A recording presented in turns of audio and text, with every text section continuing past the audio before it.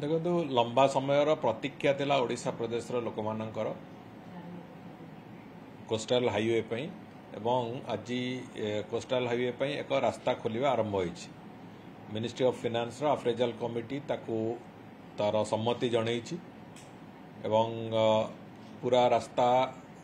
Rameshwar to आरंभ करिकी पारादीप पर्यंत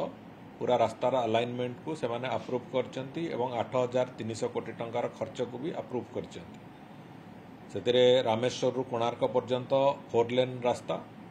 एवं कोणार्क रु पारादीप पर्यंत से रास्ता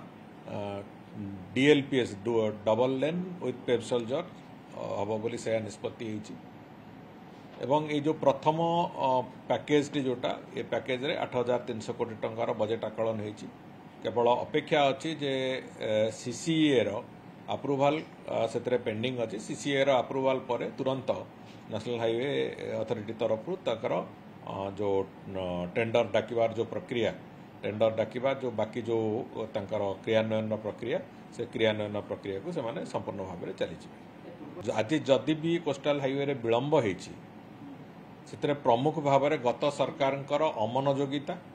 एवं गत सरकार षड्यंत्र से संपूर्ण रूपे से कारण ही एकता एकतार स्पष्टता अच्छी जे गत समय रे बारंबार अलाइनमेंट परिवर्तन करवा एवं अलाइनमेंट पई विभिन्न स्थान रे तादरे समस्या तैयारी करवा ये प्रक्रिया बारंबार करी से प्रकल्प केमिति न हो ओडिशा रे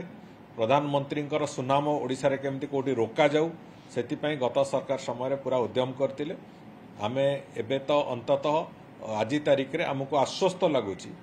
जे जो कोस्टाल हाईवे को लंबा समय धरिक आम अपेक्षा करूँ से कोस्टाल हाईवे प्रकल्प आज आरंभ होबार संपूर्ण रास्ता खोली सारी एवं केवल CCA रो अप्रूवाल को आम अपेक्षा करूँ। बहुत शीघ्र CCA अप्रूवाल हम एवं तार परवर्ती तार प्रोजेक्ट एग्जीक्यूशन जो प्रोसेस से कथा हम एवं एते सबुठु खुशीर कथा होची पाखापाखि मेजर 60 to 70% लैंड भी तार ऑलरेडी एक्विजिशन हो सारी